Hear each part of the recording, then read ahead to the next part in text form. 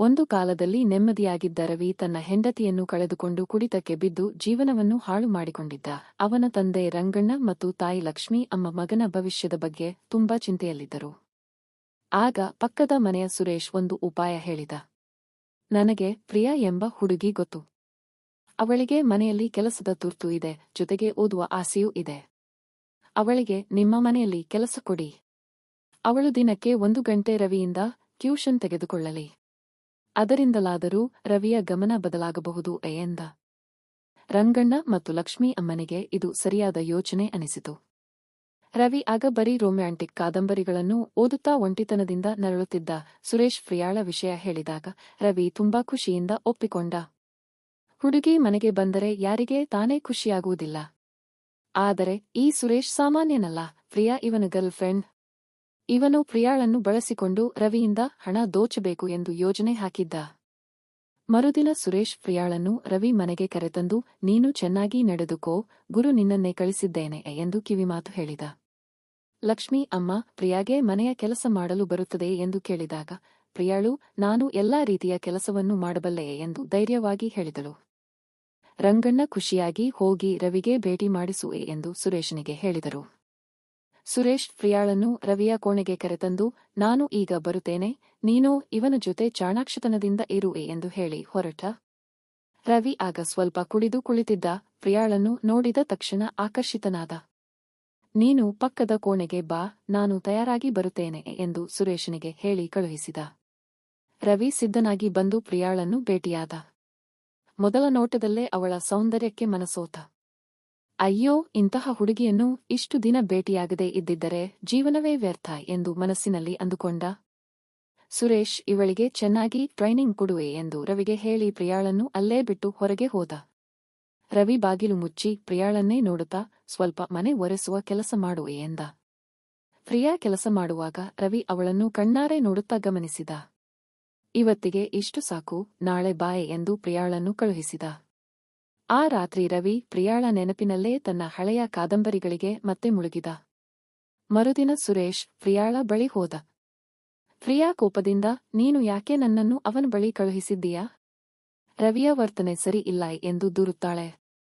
ಸುರೇಶ್, ಸರಿ, ನನಗೂ ಗೊತ್ತು. ನೀನು ಅವನ ಜೊತೆ ಸ್ವಲ್ಪ ಚೆನ್ನಾಗಿ ನಟಿಸು. ನಾನು ಇದನ್ನು ವಿಡಿಯೋ ಮಾಡಿ ಆಮೇಲೆ ಅವನಿಂದ ಒಳ್ಳೆ ದುಡ್ಡು ದೋಚಬಹುದು ಎಂದು ತನ್ನ ಕೆಟ್ಟ ಯೋಜನೆಯನ್ನು ಹೇಳಿದ. ತನ್ನ ಗರ್ಲ್ಫ್ರೆಂಡ್ನನ್ನೇ ಇನ್ನೊಬ್ಬನ ಬಳಿ ಕಳುಹಿಸಿ ದುಡ್ಡು ಮಾಡಬೇಕೆಂದು ಯೋಚಿಸುವವನು ಎಂತಹ ಗೆಳೆಯ ಎಂದು ಪ್ರಿಯಾ ಕೋಪಗೊಂಡಳು. ನಾನು ಹಣಕ್ಕಾಗಿ ಅವನ ಜೊತೆ ಹತ್ತಿರವಾಗಬೇಕೇ ಎಂದು ಪ್ರಶ್ನಿಸಿದಳು. ಸುರೇಶ್, ನಾನಿರುವೆ, ಯಾವುದೇ ತೊಂದರೆಯಾಗದಂತೆ ನೋಡಿಕೊಳ್ಳುತ್ತೇನೆ ಎಂದು ಸಮಾಧಾನಪಡಿಸಿದ. ಮರುದಿನ ಪ್ರಿಯಾ ಮತ್ತೆ ರವಿ ಮನೆಗೆ ಬಂದಳು. ರವಿ ಇಂಗ್ಲಿಷ್ ಕಲಿಸುವ ನೆಪದಲ್ಲಿ ಅವಳ ಜೊತೆ ತುಂಬಾ ಸೌಮ್ಯವಾಗಿ ವರ್ತಿಸಿದ. ಈ ಮಧ್ಯೆ ರವಿ ಕುಡಿತ ಬಿಟ್ಟಿರುವುದನ್ನು ನೋಡಿದ ರಂಗಣ್ಣ ಮತ್ತು ಲಕ್ಷ್ಮೀ ಅಮ್ಮ ತುಂಬಾ ಖುಷಿಯಾದರು. ನಮ್ಮ ಮಗ ಸರಿಯಾದ ದಾರಿಗೆ ಬಂದಿದ್ದಾನೆ, ಇದಕ್ಕಾಗಿಯೇ ಈ ಯೋಜನೆ ಎಂದು ತಮ್ಮಲ್ಲಿ ತಾವೇ ಸಂತೋಷಪಟ್ಟರು. ಆದರೆ ರವಿಯ ಬದಲಾವಣೆಗೆ ಪ್ರಿಯಾಳೇ ಕಾರಣ ಎಂದು ಅವರಿಗೆ ಗೊತ್ತಿರಲಿಲ್ಲ. ಪ್ರಿಯಾಳಿಗೆ ಈ ಸಮಯದಲ್ಲಿ ಒಂದು ಯೋಚನೆ ಬಂತು. ರವಿಯ ಬಳಿ ಒಳ್ಳೆಯ ಆಸ್ತಿ ಇದೆ. ಸುರೇಶನ ಜೊತೆ ಇರುವುದಕ್ಕಿಂತ ಇವನ ಜೊತೆ ಸಂಬಂಧ ಬೆಳೆಸಿ ಮದುವೆಯಾದರೆ ನನ್ನ ಜೀವನ ಸ್ಥಿರವಾಗಬಹುದು. ಈ ಯೋಚನೆಯಿಂದ ಮರುದಿನ ಪ್ರಿಯಾ ರವಿಯ ಜೊತೆ ಹೆಚ್ಚು ಪ್ರೀತಿಯಿಂದ ನಡೆದುಕೊಳ್ಳಲು ಶುರು ಮಾಡಿದಳು. ಖುಷಿಯಾದ ರವಿ ಅವಳ ಜೊತೆ ಪ್ರಣಯದ ಕ್ಷಣಗಳನ್ನು ಕಳೆಯಲು ಶುರು ಮಾಡಿದ.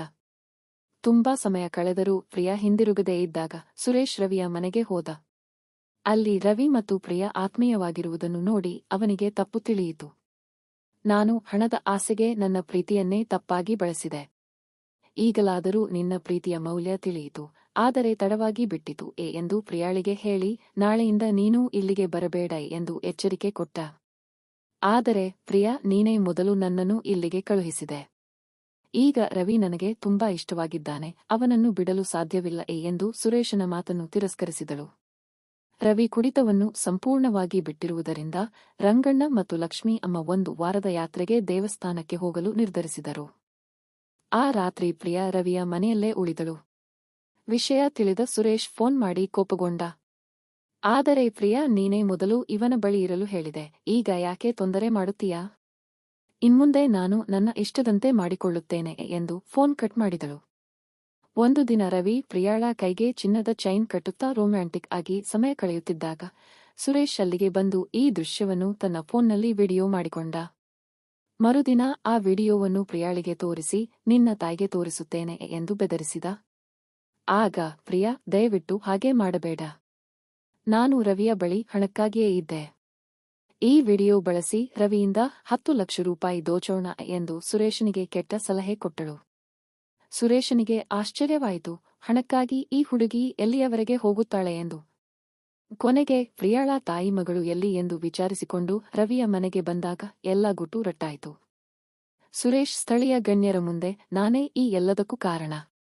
ನಾನೇ ವಿಡಿಯೋ ಚಿತ್ರೀಕರಣ ಮಾಡಿದ್ದು ಎಂದು ತನ್ನ ತಪ್ಪನ್ನು ಒಪ್ಪಿಕೊಂಡ. ಗಣ್ಯರು ರವಿ ಮತ್ತು ಸುರೇಶನಿಗೆ ಬುದ್ಧಿ ಹೇಳಿ ಕಳುಹಿಸಿದರು. ಕತೆ ಇಲ್ಲಿಗೆ ಮುಗಿಯುತ್ತದೆ. ಈ ಕತೆ ಇಷ್ಟವಾದರೆ ಲೈಕ್, ಶೇರ್, ಕಾಮೆಂಟ್ ಮಾಡಿ. ಮತ್ತೊಂದು ಆಸಕ್ತಿಕರ ಕತೆಯ ಜೊತೆ ಮತ್ತೆ ಭೇಟಿಯಾಗೋಣ.